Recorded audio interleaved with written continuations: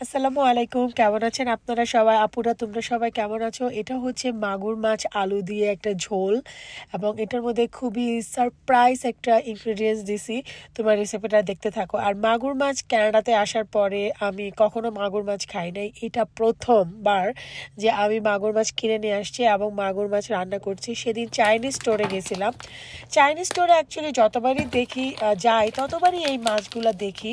তো সেই দিন আমি প্রায় ৩-৪ পদের মাছ নিয়ে আসছি, তার মধ্যে এই ক্যাটফিশ বা আমাদের বা বাংলাদেশের যে মাগুর মাছ, এই প্যাকেটটা নিয়ে আসছি। তো এটা দেখতে এরকম ছিল, পুরো মাছটাই হচ্ছে ফ্রোজেন ছিল। তো আমি এটাকে প্যাকেটটাকে ছুটাই নিয়ে, মাথা ছিল না, মাগুর মাছের মাথাটা কাটা ছিল। তো একটা বড় একটা বক্সের ভিতরে আমি এটাকে ভিজিয়ে রাখলাম। তো এটাকে যখন ভিজাচ্ছিলাম তখন এটার মধ্যে থেকে কেমন একটা ভিজলা ভিজলা আসতেছিল, লাইক অনেক বেশি। তা আমি বুঝতে পারতেছিলাম না যে এটাকে কিভাবে পরিষ্কার করব, মানে এটা কি পুরো চামড়াটাকে ছিলা ফালাইতে হয় না কি করতে হয়। তো আমি চাকু দিয়ে আর আমাদের বাসায় যে ঘষণি আছে বাসনপালা মাজায় সেটা দিয়ে এটাকে যতটুকু সম্ভব পারছি এটাকে সুন্দর করে পরিষ্কার করে নিছি এবং এটাকে ছোট ছোট করে পিস করে নিছি। তো দেখো পানি একদম পরিষ্কার, এটার মধ্যে কোনো বিজলা নাই, কোনো কিছু নাই, এবং যতটুকু সম্ভব আমি এটাকে মানে ভালো করে পরিষ্কার করে নিয়েছি। তো এখন আমরা এটাকে মাগুর মাছটাকে ভুনা করব, এবং এই ভুনার মধ্যে আমি স্পেশাল একটা উপকরণ দিব। তো তোমরা পুরোটা দেখতে থাকো। শেষের দিকে দেখতে পারবা যে আমি তরকারির মধ্যে কি একটা জিনিস অ্যাড করব, যেটার কারণে তরকারিটা মানে অন্য লেভেলের স্বাদ, মানে সেই স্বাদ। তো আমি এখন তেল দিয়ে দিছি, তেলের মধ্যে হচ্ছে আস্ত জিরে দিয়ে দিলাম।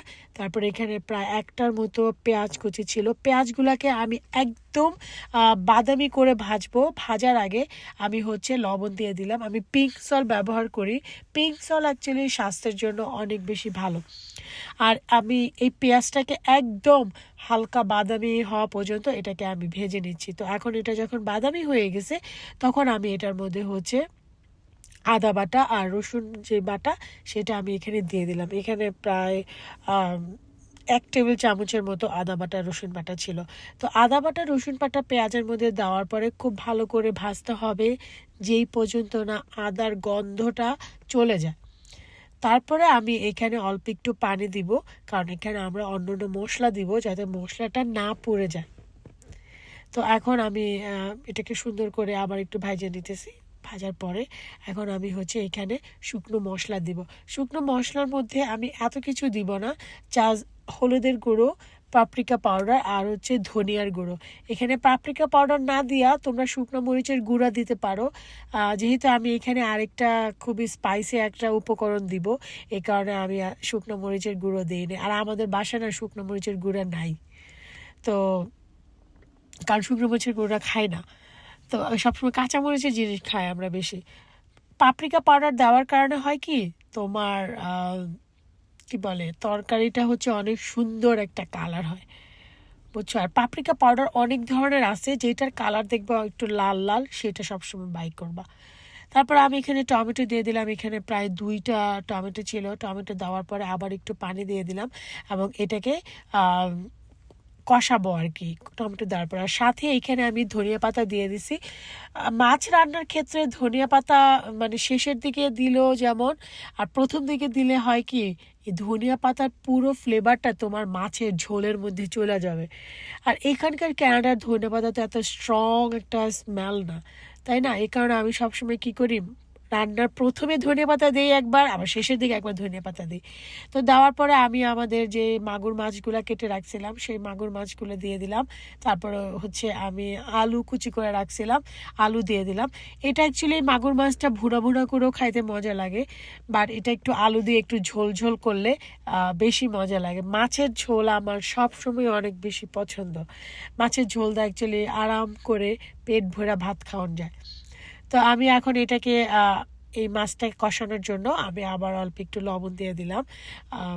এই তো এখন আমি মাছটাকে আবার একটু নাড়া চেড়া সুন্দর করে কষায়া, মাগুর মাছ কিন্তু ভাজে না, মাগুর মাছ শিং মাছ এগুলো ভাজা রান্না করে না। কিছু কিছু মাছ আছে যেগুলো ভাজা রান্না করলে মাছের টেস্ট পাওয়া যায় না।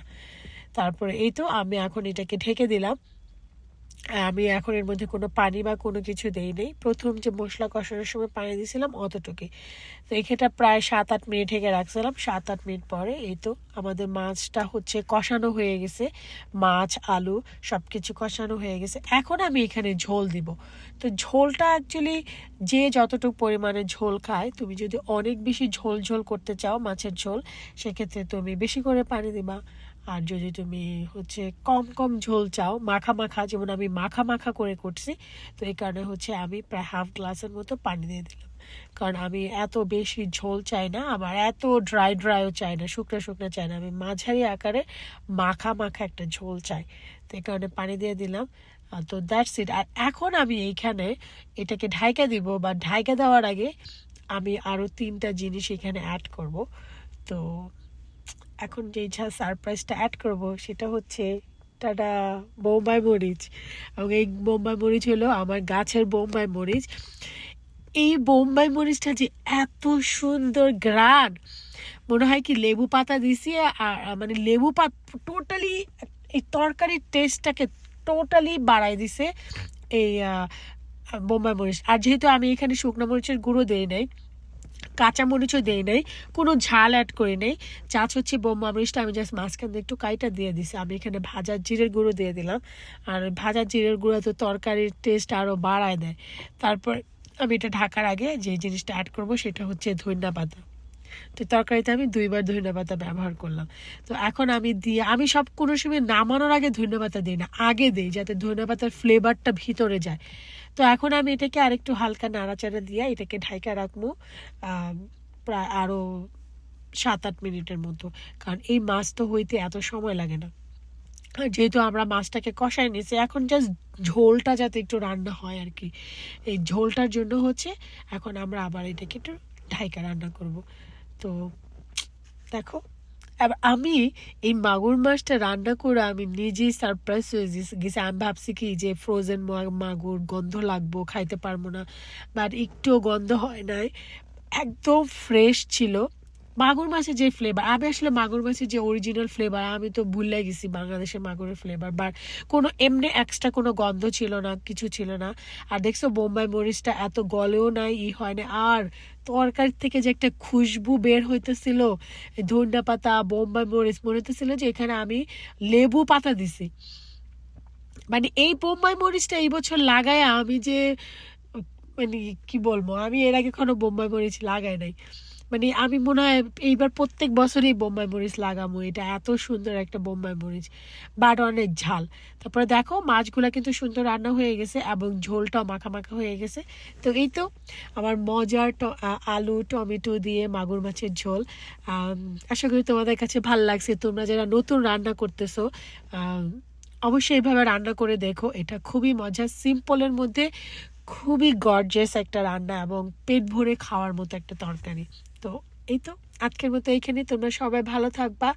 আর তোমাদের সবার জন্য দোয়া রইলো, যে যেখানে থাকো সাবধানে থাকো, ভালো থাকো, আমাদের জন্য দোয়া করো, আমার জন্য দোয়া করো। আজকের মতো এইখানেই, আল্লাহ হাফেজ।